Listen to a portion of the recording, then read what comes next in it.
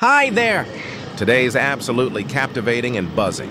Video is all about delving into the truly magnificent and enchanting setting of Turtle Cove Beach, found in beautiful Hong Kong. So without any more ado, let's jump into this exhilarating, adrenaline-pumping adventure together right now, as we courageously step into the mesmerizing and picturesque beachfront, where the soothing sound of waves, gently crashing against the shore, creates an idyllic backdrop, fully immersing us in to enjoy and appreciate.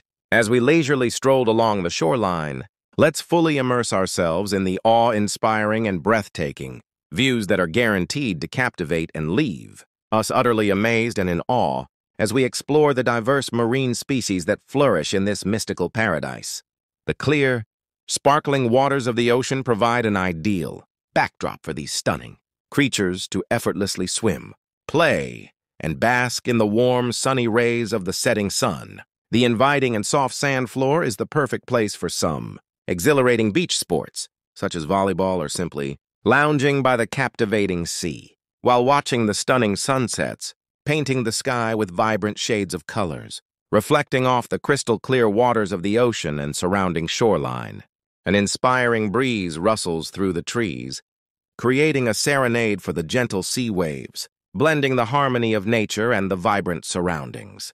Turtle Cove Beach, a gazetted beach in Southern District, Hong Kong, is situated west of Red Hill, Pak Pat Shan, and east of Stanley.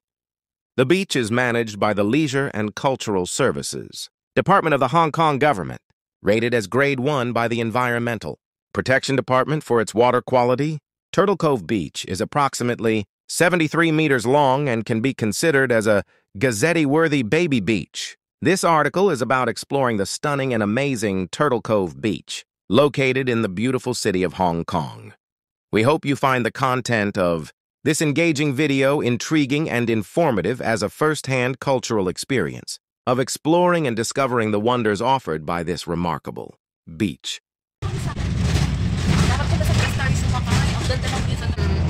Pinapili ako magpa-part-time ka, sabi niya, or uuwi ng Pilipinas. Eh, no, may maliit ako noon. Gusto ko lagi kasama. Sabi ko, uwi ang like, pag-flight ko ng February 13. March 14, 15, nag-lockdown. Nag-lockdown niya. Babalik ako ng April kasi diretso ako ng France noon. Wala, tingnan. Nasa natapos yung visa ko. Matagal kasi yung lockdown na yun. Babalik sana ako ng July.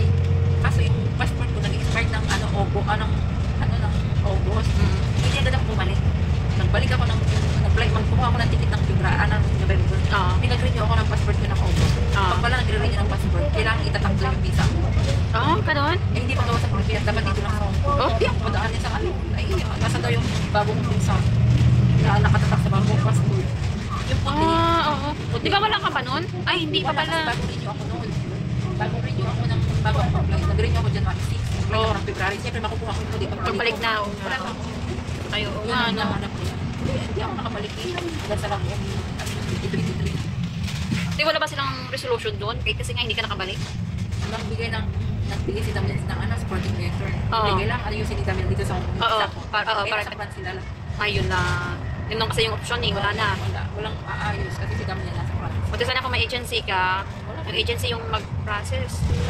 Eh wala. Parang wala. Ma-expired na lang. Ganda saan sa lawas. Ganda sana yung ano ba doon. Ay, oo nga. Nakita na. Saan ba tayo dito nakaraan?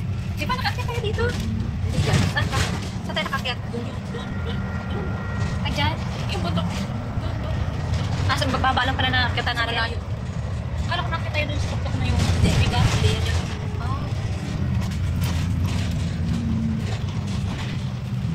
Shiko. Ito, Shiko. Shiko. Ito kapalwa ng ano. Nakakyat pala yung Shiko. Parang katakot no. Shiko, bundok. Yung ikot-ikot ata yung ano. Yung nagbagyo. Walang biyaya ang boss. Sa taas tayo mamaya magandang kapityan. Sige. Sige. Okay.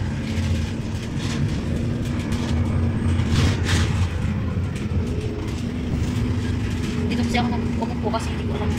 First time kasi. Hindi ko pa basta ako first time dito ako umupo sa malapit sa driver. Kasi okay. Pero nakita ko sa before tayo. Alam ko na saan. Mag-i-Stanley pa na tayo eh. Malapit daw to sa Stanley eh. Oo. Nag-one chain na lang sana tayo. Ay, ganon. Tapos, Stanley 14 yung bus na. oh, bus? Sakyan natin din. Diretso lang ano, hindi na tayo ng MTR. 6. No? Doon Sunday kasi wala dumadaan sa atin. 63. Ah, 63 ang sasakyan natin papunta sa ano? Hindi mo na sa bus na baba natin. 63 lang diretso sa Stanley 14. Ah. Pero hindi tayo bababa ng Stanley Fort eh. Bababa tayo before. Oo. Before. Hindi pa ako nakating pero parang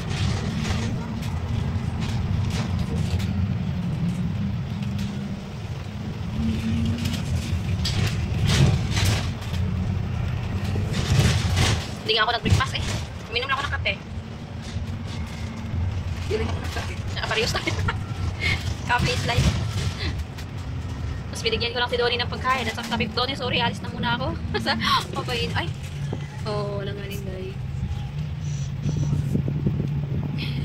Smile si ate. Oh my God. Pasikip.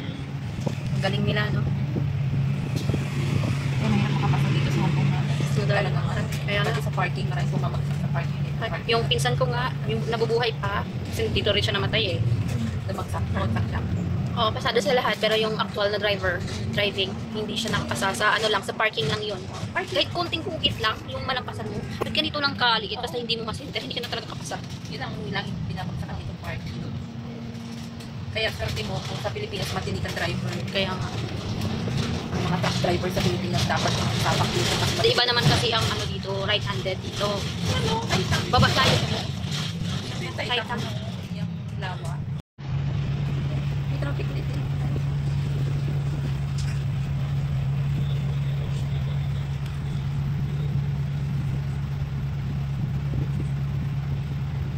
Next year.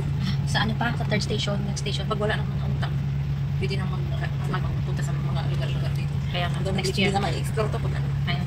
So next stop pa, sa third stop tayo bababa. Yun yung last niya. Sa sa'yo kung maganda rin. Nakapunta ako dun sa Saigon pero hindi sa beach. Nakapunta ako dun that time, nandun yung pinsan ko, nag-part-time kami. Layo! Oh, malayo. Ano yun noon? Pag Chinese New Year, sunod na day off, nagkakapta.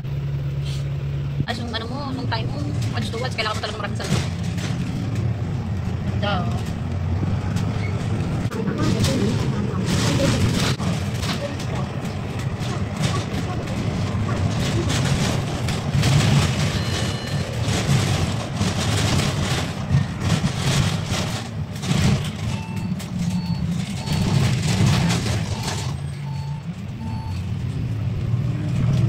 One way lang pala yun.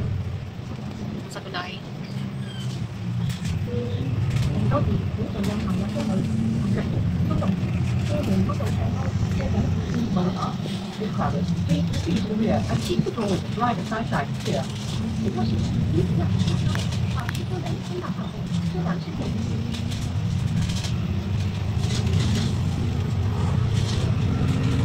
Tinaanan natin noon. Hmm?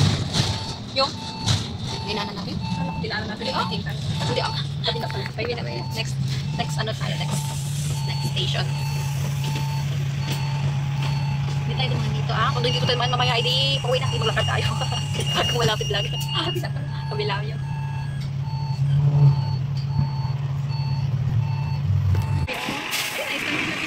Saan? Ah! Ang summer outfit. Pwede naman tayo nalang pabalik dito ah. Ano tayo? Sito tayo. Di pa narating maganda. Hindi pa. Di roasted. Di pa na- Pwede mag-ano tayong tatlo. Di ba? My eyes is burning. Naiwan ko nga yung aking ano. Naiwan ko nga yung aking glasses.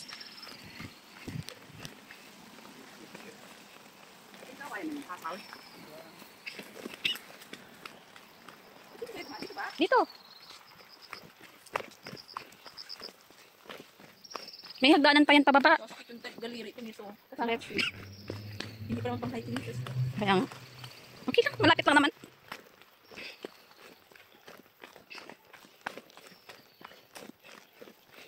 Parang pauwi na. Kunik ako mamaya ng ano mo ah. Oo, parang pauwi. Para mag-message ko sila. Ha? Parang pauwi ng Iloilo. Ako busy ako makinig ng ano. Nang? Sa YouTube ng mga aswangan. Aswang? Ilo, Ang dami daw doon. Oo, yung Yung sa Kapis? sa Antique. Sa Antique? Yung mga unang ano. Unang panahon. Hindi naman ako naniniwala doon. Wala naman ako nakita eh. Mga liblib lang na lugar yun. Hindi naman ako naniwala kasi wala naman ako nakita.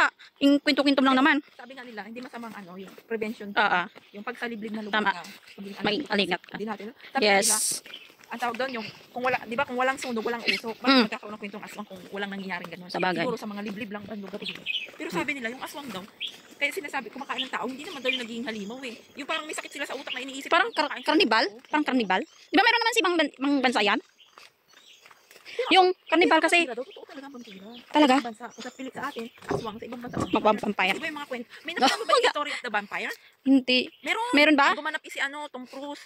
Kinukwento Ay, ng oo babae. nga. Ay, oo nga pala. Yung ano, yung bakit siya naging vampira. Mm-mm. Eh parang normal lang sa kanila yung vampira, hindi naman kinakatakutan kasi parang kasama na nila sa ano, buhay nila. Mm-mm. Dito nga sa Hong Kong dati na may teleserye din, The Vampire. Dito, Oo. nanood kinanood nga ako eh. Sabi ng amo ko, gusto mo manood? Halika. Sabi niya ganun. Totoo yata yung mga. Oo, kasi nga sila nga dito may may program, may teleserye eh. Every episode, tapos pag dinner, nanonood ako. Sabi ko na ganun. Dito, tagas na tala. Saan tong isa Baba, hanggang paakit sa taas na. Baba tayo. Diba? May daanan doon sa ata. Pero malayo na ata kapag doon tayo sa taas. Ayun.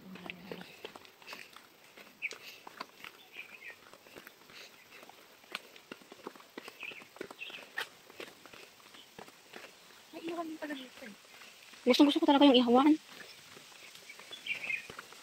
Ang ganda ng dito, maalag eh. Oo nga. Ay, Sunod, ano na. susunod, agahan natin. Alam, pagkalaw na natin yung lugar. Ay, alam ko na. Pwede na akong lumala dito kahit nag-iisa. Correct, tama. Hindi mo na kailangan may kasama. Muni-muni ba? Oo, mag-isa ka lang. Wait, ito yung tubig na diretso sa atin, no? Yan. Galing sa atin? Oo. Ah? Isa lang yan eh. Ayaw nga, no?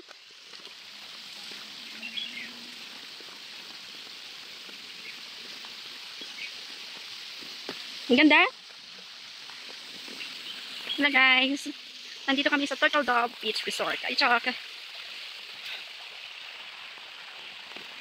Ang ganda talaga, may sombrero na pang beach.